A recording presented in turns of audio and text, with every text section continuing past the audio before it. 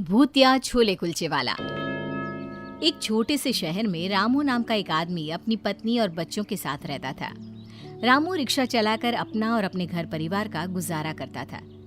Ramu rickshaw चलाकर भी उतना नहीं कमा पाता था जिससे उसका घर का खर्चा ठीक से चल सके, जिसकी वजह से रामू की पत्नी संतो को लोगों के घरों में जाकर काम करना पड़ता था। एक दिन की बात है, संतो का 2 साल का बच्चा बीमार था, जिसकी वजह से वो काम करने नहीं जा पाती। और जब वो अगले दिन काम करने जाती है, कल क्यों नहीं आई काम करने? मालकिन जी, मेरा बच्चा बीमार था, इसी वजह से काम करने नहीं आ सकी। मालकिन गुस्से में संतो से कहती है, अगर तू इसी तरह छुट्टी करती रहेगी तो मैं तुझे काम पर नहीं रख सकती। ये ले अपने काम के पैसे और कल से काम पर आने की कोई जरूरत नहीं है। मालकिन जी, मुझे काम से मत निकालिए, मैं आगे से कभी छुट्टी नहीं करूंगी। मैं तुझे काम पर नहीं रखने वाली, जा। संतो का उसकी मालकिन पर कोई असर नहीं होता। वो वहां से रोती हुई अपने घर वापस आती है। तभी शाम को उसका पति भी रिक्शा चलाकर आ जाता है और संतो के हाथ में कुछ पैसे पकड़ाते हुए कहता है, ये लो संतो, आज बस इतनी ही कमाई हुई है। संतो रोते हुए अपने पति रामू को बताती है, आज मालकिन ने भी मुझे काम से निकाल दिया, अब घर का गुजारा कैसे होगा जी।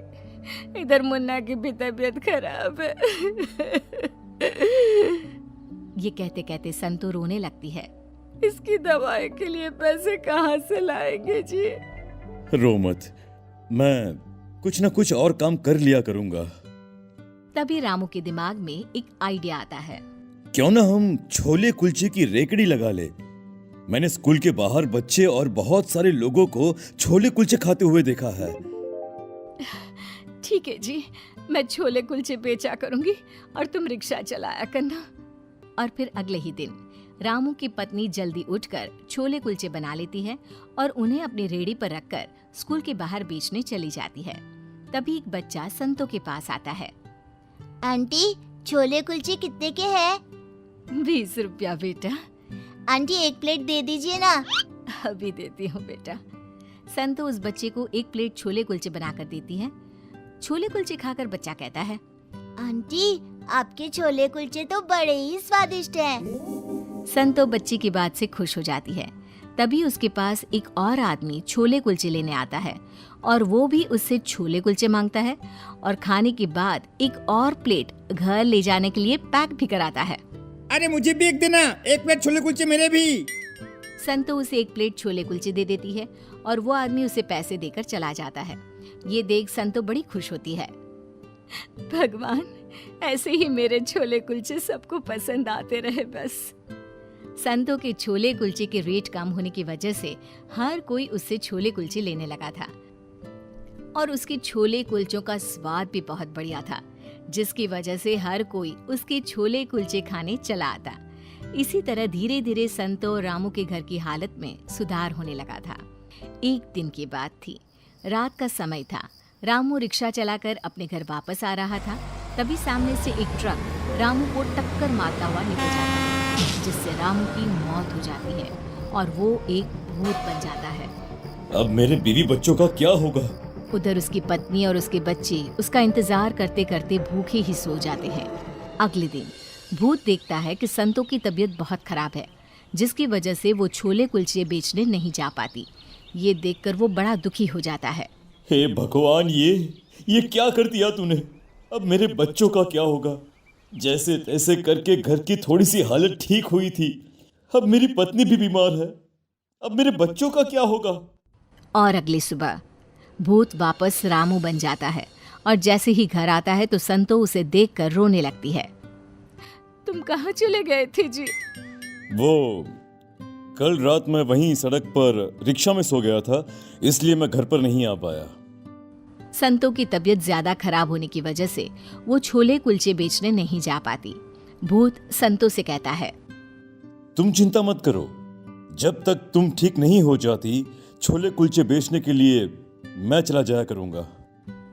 इस तरह भूत सुबह होने से पहले रामू बन जाता और छोले कुलचे बेचने चला जाता। फिर जैसे ही शाम होती वो घर आकर संतो के हाथ में पैसे पकड़ा देता और जैसे ही रात होती तो वो वापस भूत बन जाता और वो चादर ओढ़कर सो जाता। जिससे किसी को ये पता ना चल सके कि वो एक भूत है। एक दिन भूत छोले कुलचे बनाकर उन्हें स्कूल के बाहर बेचने चला जाता है।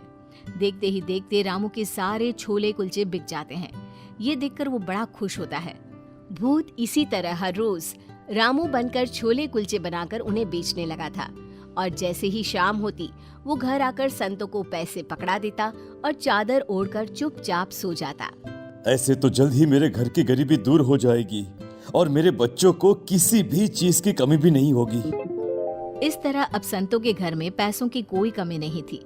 उसके घर की हालत धीरे धीरे सुधरने लगी थी। अब भूत ने एक बड़ी दुकान भी कर ली, जिसकी वजह से उसकी बिक्री और ज्यादा होने लगी। अब तो संतो भी बड़ी खुश थी कि उसे लोगों के घरों में काम नहीं करना पड़ता था। उसके बच्चे भी अच्छा खा पी रहे थे और एक अच्छा घर भी था उसके पास। एक दिन रामू का दोस्त रामू के घर आता है। भाभी जी, रामू के मरने का हमें बड़ा अफसोस है। तुम ये क्या बेखुदी बातें कर रहे हो? मेरे पति तो जिंदा है और क्यों उन्हें मार रहे हो तुम? ये कैसे हो सकता है? मैंने खुद उसकी लाश सड़क पर पड़ी हुई देखी थी। नहीं, ऐसा नहीं हो सकता। तुमने जरूर किसी और को देखा होगा। अरे मेरे पति तो छोले कुलचे बेचने गए हैं। तुम्हें जरूर कोई गलतफहमी हुई है भाभी। फिर रामू का दोस्त वहाँ से चला जाता है। संतू उस आदमी की बात सुनकर सोच में पड़ जाती है। तभी कुछ देर बाद शाम होती है और रामू घर आता है। संतों के हाथ में खूब सारे पैसे पकड़ाकर सोने चला जाता है। कहीं इनके दोस्त ने जो बात कही थी वो सच तो नहीं होगी। जैसे ही रात होती है, संतो अपने पति की चादर हटाकर देखती है तो उसके होश उड़ जाते हैं। भूत! तुम भूत कैसे बन गए? यानी तुम्हारा दोस्त सही कह रहा था कि तुम मर चुके हो। हाँ, ट्रक के कुचलने की वजह से मेरी मौत हो गई थी, पर जब मैंने तुम्हें बीमार हालत में देखा तो मुझसे देखा नहीं गया और फिर मैं छोले कुलचे बेचने लगा, जिससे कि तुम लोगों को कभी किसी भी चीज की कोई भी कमी ना आ सके। अब तुम्हें कभी भी कोई भी चीज की कमी नहीं होगी। अब छोले कुलचे की दुकान बहुत ही अच्छी तरह से चलने लगी है। अब जब तुम लोगों को पता चल गया है तो मुझे जाना होगा, और वैसे भी अब तुम्हें किसी भी चीज की तकलीफ नहीं होगी। तुमने हमारे लिए कितना कुछ किया। भूत बनने के बाद भी हमारा अच्छे से ध्यान रखा। संतो, अब मुझे जाना होगा। अपने परिवार को सुखी देख रामू की आत्मा को मुक्ति मिल जाती है और वो वहां से हमेशा के लिए चला जाता है।